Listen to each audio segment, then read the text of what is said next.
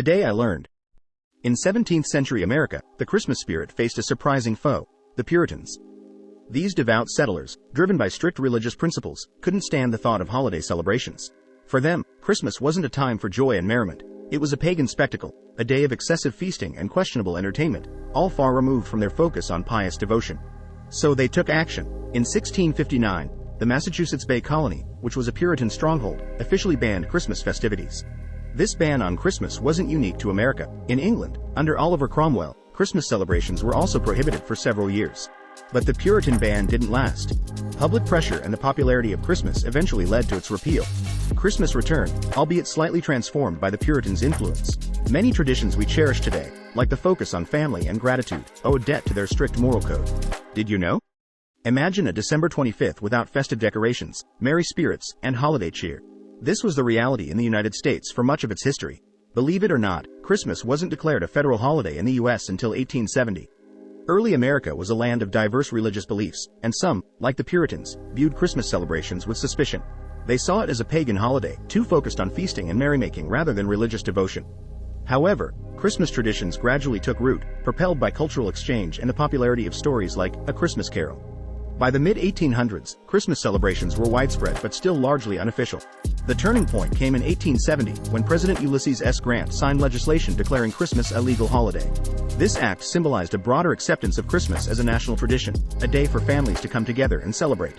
Did you know? Xmas isn't a modern invention meant to secularize the Christmas holiday. It's actually a centuries-old shorthand stemming from the Greek letter chi. In Greek, X is the first letter of the word for Christ, Christos. Imagine early Christians writing in their manuscripts. Space was precious and parchment expensive, and writing Christos every time was tedious. So, they borrowed chi, that X-shaped symbol, and used it as an abbreviation. This practice spread, not just in Greek, but also in Latin texts. Fast forward a few centuries, and people started using Xmas not as a sneaky anti-Christ plot, but as a quick and familiar way to write Christmas. It wasn't meant to offend, just to save time and ink. So, the next time you see Xmas, don't grab your pitchfork. Remember, it's a tiny echo of ancient Greeks and their clever shorthand. Did you know? In the late 19th century, people used candles or oil lamps to light their Christmas trees. These were not only a fire hazard, but they also produced a lot of smoke and soot. In 1880, Thomas Edison, the inventor of the light bulb, and his partner, Edward Johnson, were working on a safer alternative. In 1882, Johnson hand-wired 80 red, white, and blue light bulbs and strung them together around a tree in his parlor. This was the first time that electric Christmas lights were used to decorate a Christmas tree. Johnson's invention was a sensation. People were amazed by the bright, flickering lights, and they quickly became a popular Christmas decoration.